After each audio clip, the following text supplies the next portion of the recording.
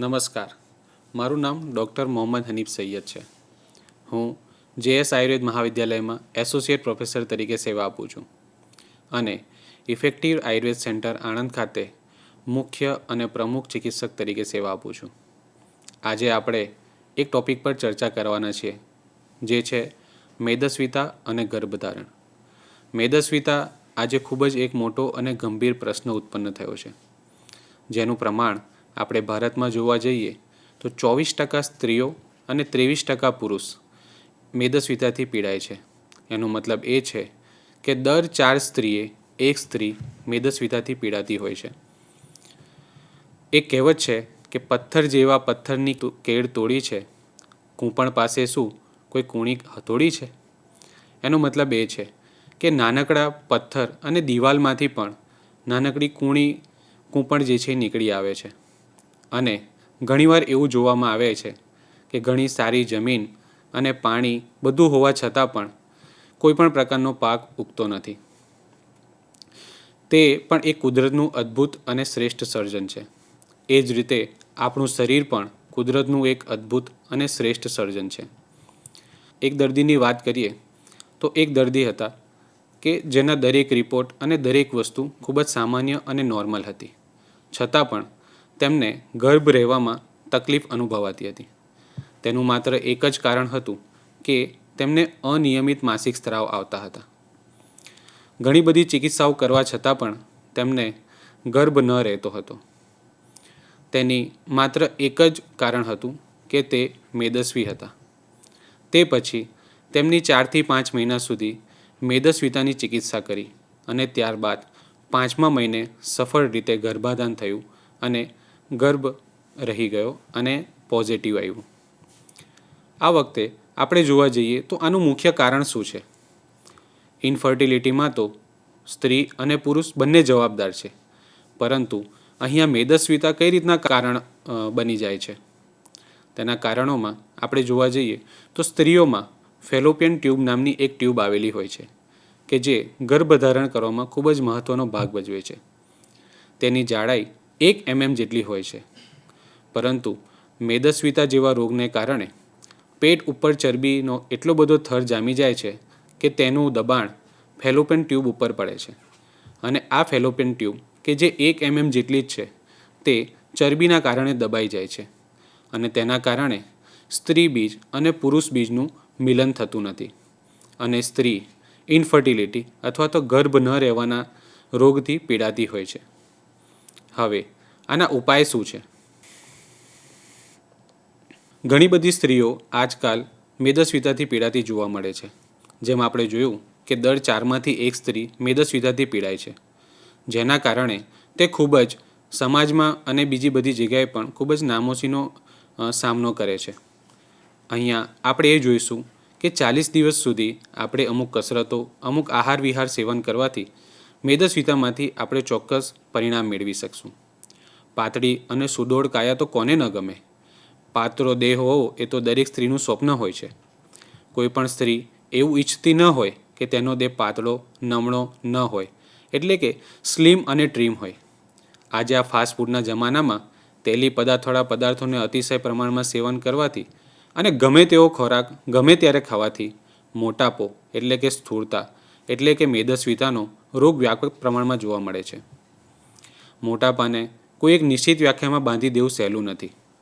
એક ચિકિત્સકના જણાવ્યા અનુસાર ઉંમર, લિંગ અને લંબાઈ મુજબ નક્કી કરાયેલી વજન સૂચિ પ્રમાણે 10% વધુ વજનવાળી વ્યક્તિને જાડી કે સ્થૂળ સમજવામાં આવે છે. મોટાપાના જટિલ સમીકરણને સમજવા માટે આપણે આપણા શરીરની કાર્યપ્રણાલી સમજવી પડે. આપણું શરીર આપણી દૈનિક ગતિવિધિઓના નિયમન માટે તેની અંદર ઈંધણ જમા કરે છે.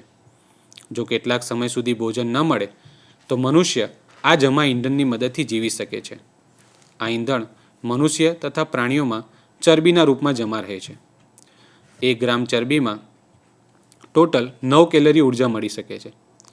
60 કિલોગ્રામ વજન ધરાવતા વ્યક્તિના શરીરમાં લગભગ 9 કિલોગ્રામ ઉર્જા જમા રહે છે, જે તેને લગભગ 55,000 કેલરી ઉર્જા આપી શકે છે. આ ઉર્જાની મદદથી વ્યક્તિ ખાધા પીધા વગર લગભગ 1 મહિના સુધી રહી શકે છે. શરીરમાં ચરબીની વધુ માત્રા જમા થવાને આપણે મોટાપો કહી શકાય છે. મોટાપાનો પ્રભાવ મુખ્યત્વે પુરુષોના પેટ પર જોવા મળે છે. મહિલાઓમાં મહત્ત્વનો ફિમેલ હોર્મોન ઓસ્ટ્રોજન ખોરાકને ચરબીમાં પરિવર્તિત કરવાનું વલણ ધરાવે છે. તેથી ચરબીનું જેટલું વધારે ઉત્પાદન થાય તે છેવટે સ્થૂળતામાં પરિણમન પામે છે. નકારી ન શકાય તેવી જૈવિક હકીકત એ છે કે ચરબી સામાન્ય રીતે સૌપ્રથમ અને મુખ્યત્વે વચલા ભાગ પર જમા થાય છે. મોટાપાનો સીધો સંબંધ ભોજન સાથે છે. એક સ્વસ્થ મનુષ્ય જેટલી કેલરી ભોજનના રૂપમાં ગ્રહણ કરે છે અને શારીરિક પરિશ્રમ દ્વારા જેટલી કેલરી ખર્ચ કરે છે તેની વચ્ચે એક પ્રકારની સમતુલા હોય છે. જ્યારે કેટલીક વ્યક્તિઓમાં આ સમતુલા ખોરવાઈ જાય છે ત્યારે શરીર પર ચરબીના થરના રૂપમાં મોટાપો વધવા લાગે છે. સામાન્ય રીતે જરૂરિયાત કરતાં વધુ ભોજનને જ મોટાપાનું કારણ માનવામાં આવે છે. આને હેબિચ્યુઅલ ઓવર ઇટિંગના નામથી પણ ઓળખવામાં આવે છે.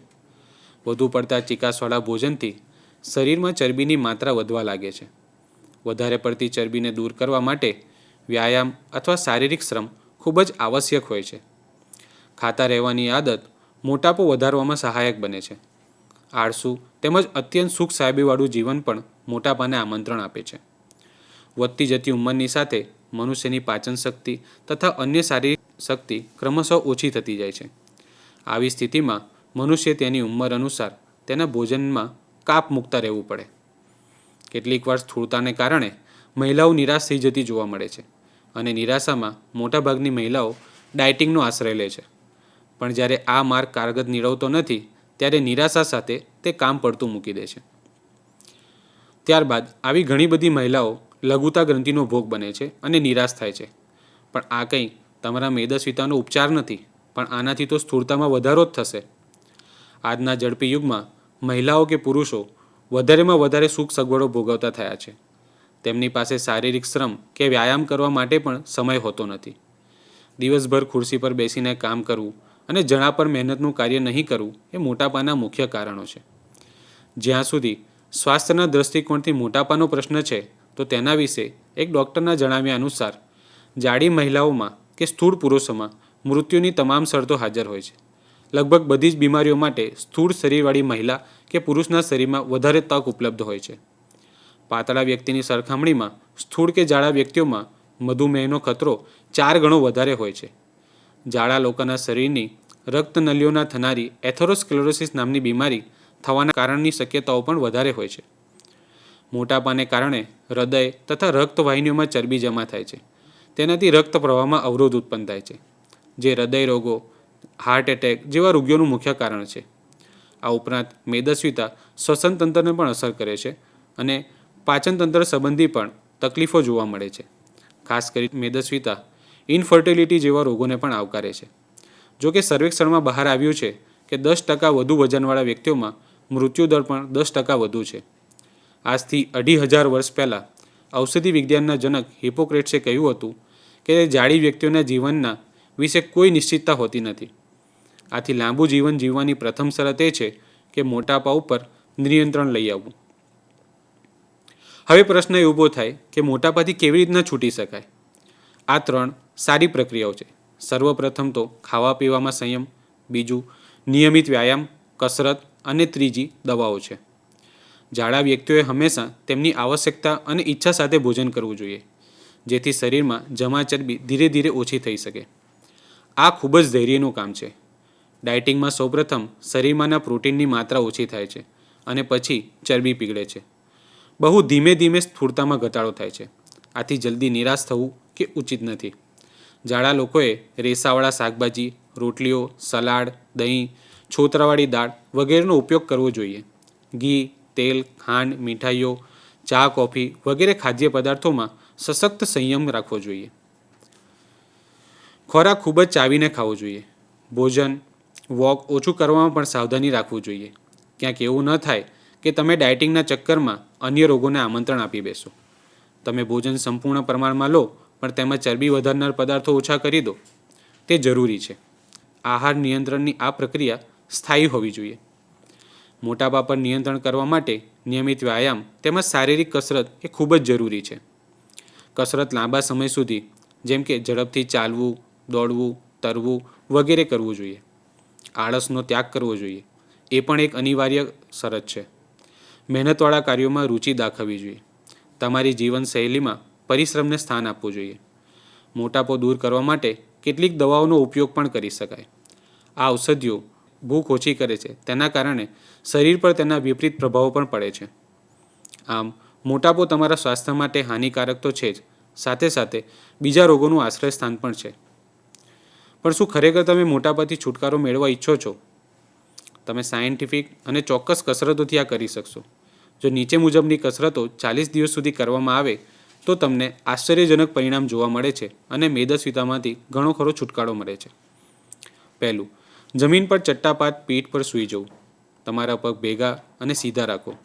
તેવી જ રીતે તમારા હાથને એવી રીતે તમારા માથા પર ઊંચા કરવા જોઈએ કે તેઓ પણ જમીન પર તમારા શરીર સાથે એક જ રેખા બનાવે. હવે ધીમે ધીમે બેઠા થઈ તમારા હાથને તમારા માથાની સામે સીધા લંબાવો. કમરેથી વાંકા વળી તમારા અંગૂઠાને અડકવાનો પ્રયત્ન કરો. આ સ્થિતિમાં રહીને તમારી હડપચી તમારી છાતીને ન અડે ત્યાં સુધી તમારું માથું નીચે કરો. હવે તમારા પેટના સ્નાયુઓને સંકોચો અને પેટને ફૂલાવો અને તમારા શ્વાસ રોકી રાખો. ધીમે ધીમે ઊંડો શ્વાસ લો. એ મૂળ સ્થિતિ પર ધીમે ધીમે આવો અને આ જ સંપૂર્ણ પ્રક્રિયાનું 5 થી 7 વખત પુનરાવર્તન કરો. બીજું, પગ સાથે રાખીને અને ઘૂંટણ સહેજ વાળીને જમીન પર ટટ્ટાર બેસો.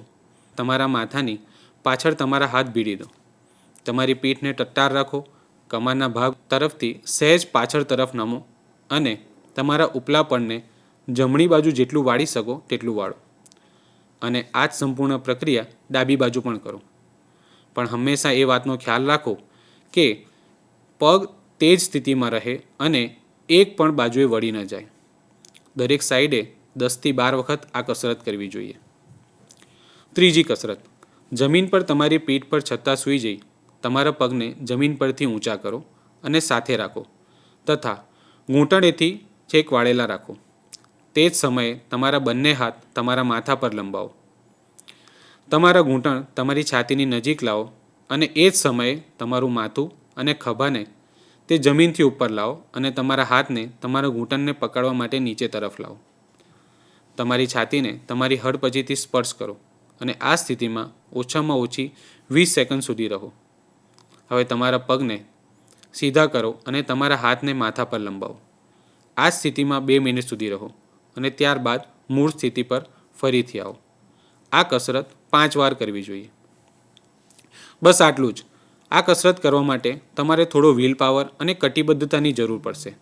સવારના પહોરમાં ખાલી પેટે અને તાજગીથી ભરપૂર મન સાથે આ કસરતો કરવી હિતાવહ છે, જે ખરેખર તમને મેદસ્વીતામાંથી છુટકારો આપશે અને તમને સ્લિમ બનાવશે. આ સાથે હું આશા રાખું છું કે મેં જે પ્રમાણે બતાવ્યું એ પ્રમાણે તમે અનુસરશો. જે પ્રમાણે ચિકિત્સા અને એક્સરસાઇઝ એટલે કે કસરતો તમને બતાવવામાં આવી તે પ્રમાણે તેનું પાલન કરશો. આ પ્રમાણે આપણે મેદસ્વીતાથી છુટકારો કેવી રીતના મેળવીએ તેની અલગ અલગ કસરતો જોઈ. જે પણ સ્ત્રીઓ ગર્ભધારણ કરતી વખતે મુશ્કેલી અનુભવે છે, જેનું મુખ્ય કારણ મેદસ્વીતા છે, તેઓ આ બધી કસરતો અને આ બાબતોનું ધ્યાન રાખી શકે છે, જેથી તેમનો સમય, પૈસા અને દરેક વસ્તુની બરબાદી થતાં અટકી જાય અને જે પણ વધારે પડતા રિપોર્ટ્સ અને અલગ અલગ ચિકિત્સાઓ કરવા કરતાં તેઓ મુખ્ય કારણ ઉપર ચિકિત્સા કરે તે ખૂબ જ જરૂરી છે. માટે જે સ્ત્રીઓ ગર્ભધારણ કરવામાં મુશ્કેલી અનુભવતી હોય તેમને એ જાણવું જરૂરી છે કે તેમનું મુખ્ય કારણ કંઈ તેની મેદસ્વીતા તો નથી ને, અને એ મેદસ્વીતા ઉપર તેમને પોતે પણ કામ કરવું જોઈએ. આજે બતાવેલી જે કસરતો અને જે મુખ્ય કારણો છે, જેમ કે ભોજન પર ધ્યાન આપવું, કસરત કરવી, રોજનો અડધો કલાકનો સમય આપવાથી પણ તમે મેદસ્વીતામાંથી જલ્દીમાં જલ્દીથી છુટકારો અનુભવો છો. અને એ મેદસ્વીતામાંથી છુટકારો એ તમારા ગર્ભધારણનું મુખ્ય કારણ બને છે, જેથી ભવિષ્યમાં તમને ગર્ભધારણ રહેવાની શક્યતાઓ વધી જાય છે અને તમે એક સંપૂર્ણ સુખી પરિવાર તરીકે જીવન વિતાવી શકો છો. આ સાથે જેટલી પણ મેં વસ્તુઓ કહી અને આજે જે પણ ચર્ચાઓ થઈ તેનું તમે સંપૂર્ણ ધ્યાન રાખશો એવી આશા રાખું છું. આભાર.